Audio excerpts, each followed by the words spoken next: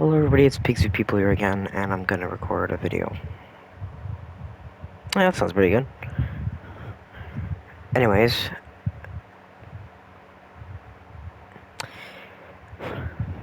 we start our story with Deku being born to a Tarkatan mother.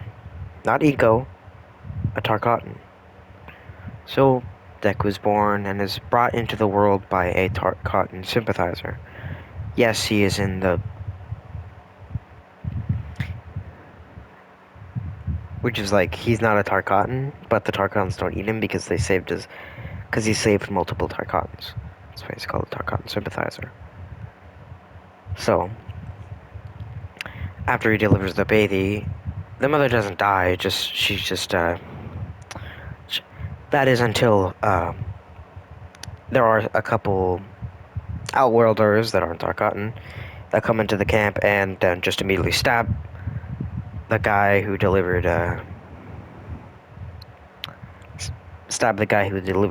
Deku. So the guy drops, protecting the baby from any permanent damage. And before like, but then they like completely drag the mother outside the camp, and then we can hear her screaming in pain. And then her head's roll into frame, revealing she's dead. And so and then the sympathizer then is revealed to be uh, a spellcaster by opening a portal to the My Hero Academia universe, and just putting Deku on the street. And then the guy gets his hand cut off by his own portal after getting shot in the back by Aaron Black. Shot in the back of the head by Aaron Black. Then we can see Aaron Black just spinning his pistol and putting it in his hand. Just saying that the baby will be killed, probably, so nothing to worry about. He was wrong, though, because this is the universe of My Hero Academia, where, yes, people do have these deformities where, yeah, they could just have blades coming out of their hands. And some of the side effects of having blades on your hands is having sharp teeth.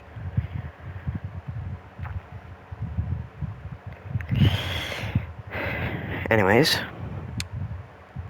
Inko walks past after 2 months of recovery, coming back from the hospital after learning that she had a miscarriage. A miscarriage of a baby girl.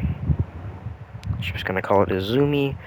Yeah, that's basically every single fan fiction, what Deku would be if he was a girl, but it doesn't really matter, it's not important.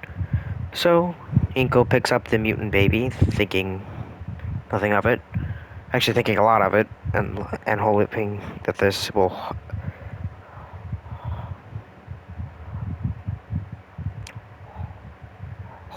hoping the kid will fill the void of missing a child.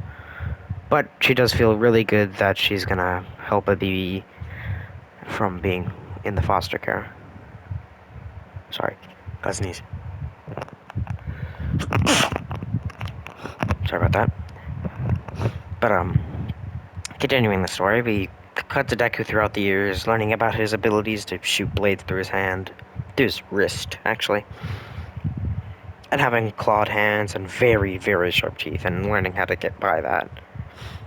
Inko then realizing that her baby boy does and can only eat meat.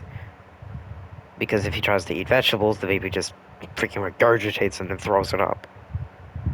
So she just decides to not feed the baby any of that. So Deku grows up with the name Izuku Midoriya, and obviously Inko adopting the boy and giving it equal rights and what age it is. She doesn't know what. She obviously knows he's not. It looks like a newborn, like it's all bloody, and when she first met the baby, it was all bloody and stuff. So just thought that the mom had birthed him in the alley next door, then placed her there after collapsing, and then after leaving it, like a bitch.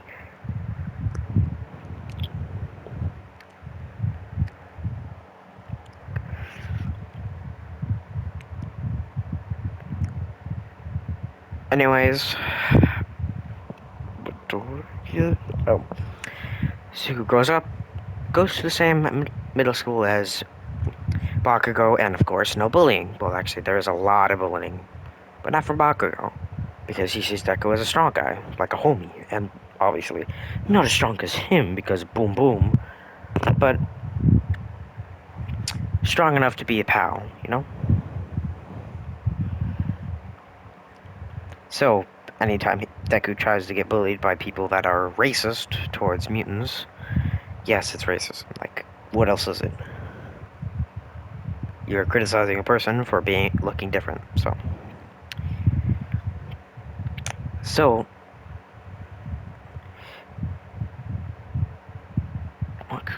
oh, so Zuko and Baku grow up together and actually go through middle school together, with Deku training with his blade hands and blade combat. Obviously not as proficient as Baraka because he actually was able to be trained by people that knew how to use them. So Deku's a lot less proficient. He just thinks he has the grip. He doesn't grip his hands. He just swing. Oh, did you see that cool move Rocket just did? Where he moved his wrist so the blade could go deeper? It was really cool.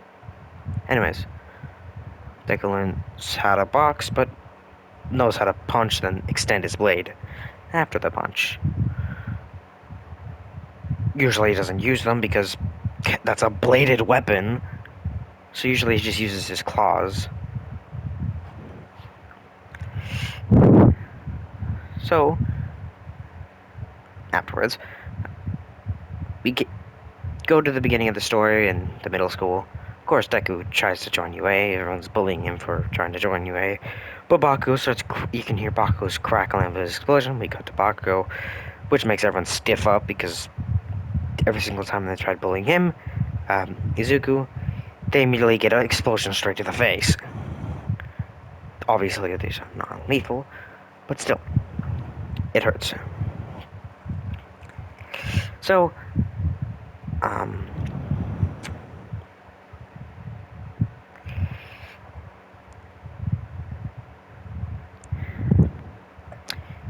okay, I think it's cute. Yeah. So, of course, Baku and Deku walk home. There is no slime villain arc because All Might douche it in the alley, in the sewer. Because let's just say All Might was faster in this version. They actually walk over the sewer pipe to signify that that happened. So they keep walking, and oh yeah, those two guys that Baku had as his lackeys, they don't exist anymore. Mostly because Deku and Baku were such good friends that Baku didn't want any more friends, you know? Sometimes you just need the one, okay? That was violent. Anyways, we go to the 10th month training arc. Of course, it's just Baku and Deku training their weapons. Let's say Deku has the more organic blades than the more jagged ones. Like the organic ones that look like bone. But, then we cut to the UA entrance exam. Of course, Deku and Baku pass with flying colors. Deku is still smart. Obviously less because he's a Tarkatan. Not saying Tarkatans are stupid, I'm just saying Tarkatans just don't have the biggest brain functions. I'm serious, like, probably like a dysmorphia that their brain is cannot be, don't work so well. Mostly because of the whole eating people. See, it's kind of weird to eat another thing that speaks.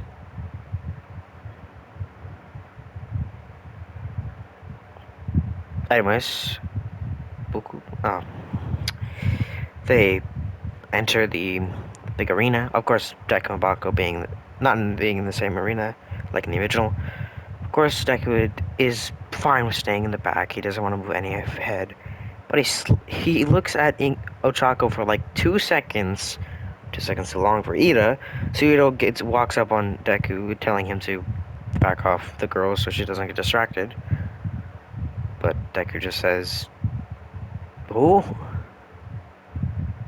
He wasn't even looking at Ochako. He was looking past her at this mutant guy who had a lot of arms and looked like he looked like a vampire squid. Yes, it's Double Arms, of course, before he gets his name. So he's planning to go walking up to him to ask what his quirk was, because Deku likes quirks. It's not as big as an exception as it used to be, but he likes them.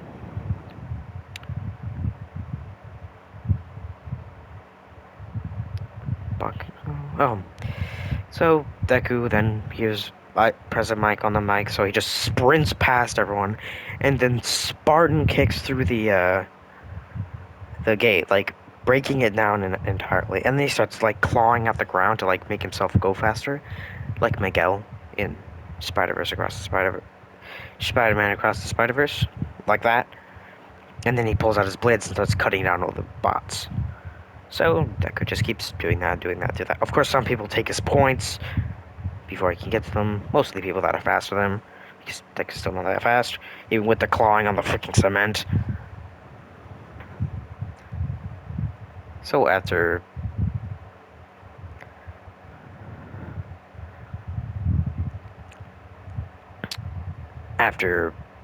that, I guess, Deku walks away with some amount, is walking away to another two-pointer that he's about to cut in half, till he hears a scream. Of course, he still swings, but he turns to see Ochako, the girl he was not staring at, but he definitely saw her as like a blurry vision. Actually, no. Let's say he did look at her for like a millisecond until he saw Double Arms. Then he looked at him for too long. Then, anyways.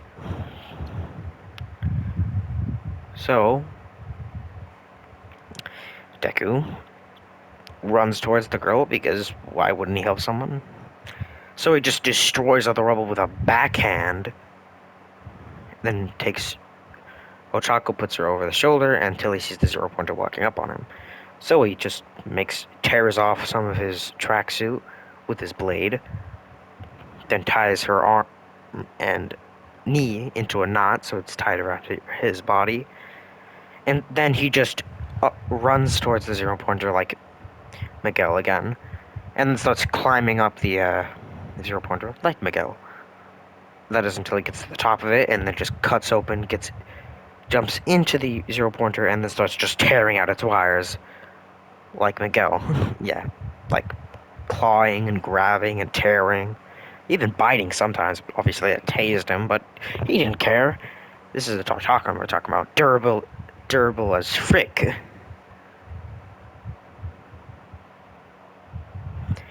Anyways, then the Zero Pointer just drops to the ground, and Deku drop kicks a panel so he can get out. So he walks over to Recover Girl, cuts the cloth that was keeping go on her, but he catches her before he falls. She falls. So he places her down and then just leaves, telling Recover Girl to take care of her. So Deku goes home, and that's it. Goes home. Yeah. Gets his. Then he goes and gets his Does he go again? I think he goes and gets. Oh. Then he gets his letter. He's accepted because he ranked up a lot of points, and so Ochako. So he was actually second place to Baku, which Deku's happy for because he doesn't want to be first, but being close to his best buddy, that works. So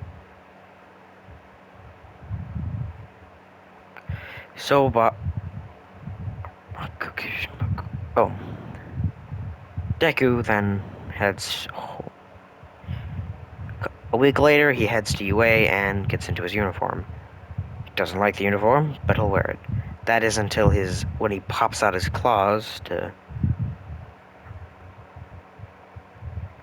because it's just a reflex for him. When he gets jumped by his mother. His mother like walks behind him, says hello, and he just jumps, shoving his claws through the cloth. So he just retracts them, then just tears off the sleeves. Mostly because it's feeling kind of uncomfortable on his bony shoulders. Because his shoulders have like spikes on them. So it's uncomfortable. So he just tore them off and told his mother that it felt more comfortable like this. And she didn't argue because why would she? And then she tells him good luck, and Deku smiles and gives her a hug, telling her thank you for adopting him. Yes, he knows he's adopted. Like, how would he not know that? Oh, if you're wondering, yes, Deku is not bald. He actually has like a ponytail. Like he has like a full set of hair and he has a ponytail. And his hair is totally not black. His hair is white, actually. And no reason I want it yet. So Deku's hair is not yellow. You got me green. Yellow. What am I doing? I'm stupid. So Deku then leaves and goes to UA, and then talks to Duplo Arms, liking him. I like that, but liking his style. The whole mask thing, it looks like a shinobi, and he likes it. So he talks to Duplo Arms for a long time, actually. Well, until Ochako shows up, asking him, telling him thank you for the save, and then he extends his fist bump. Then she fist bumps him back, and then he says, no problem. Afterwards,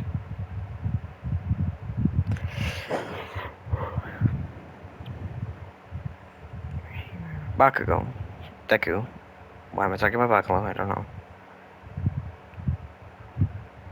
Deku then hears Aizawa entering the room and then just sits down next to Bakugo. Luckily, Double Arms is right next to him. Hype. It's actually behind him, but it doesn't matter. Not in the original, of course. In the original, there was definitely a different person there. But anyways, then Aizawa tells them to test their stuff. So they head out to the thing. Deku tears off the tiny sleeves on the UA Sports Festival outfits. Just yoink. It's like, no, I don't want those on. So Deku, after that,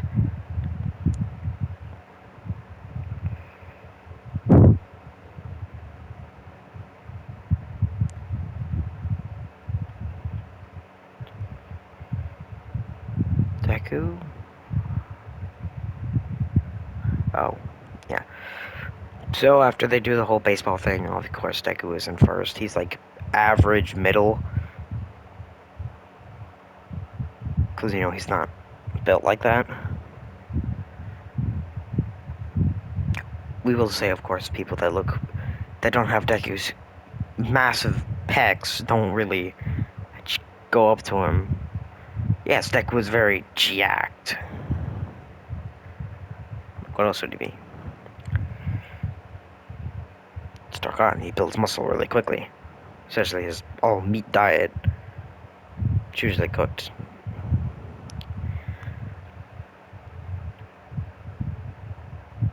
But, so the end. Deku passes, and no one gets expelled because Aizawa was capping. Like he almost always does. Like, stop capping. But, how are we doing on time? I don't want to cover the UA Sports Festival right now. So, I mean the USJ. Anyways, like, subscribe, hit the post notification bells. Of course, all these help me get more popular. The like thing gives me more nuance. Subscribing thing also gives me more nuance, but it also bumps my numbers up for more popularity. And hitting the post notification bell reminds you every single time I post one of these. Usually my brain is pretty squished because it's so late in the day. It's like 11 right now. It's like almost 12, so it's usually why my brain is very squished. I'll maybe post earlier, but Anyways, sorry for all the jibber jabber. See ya. See ya again, because this video I guess I've never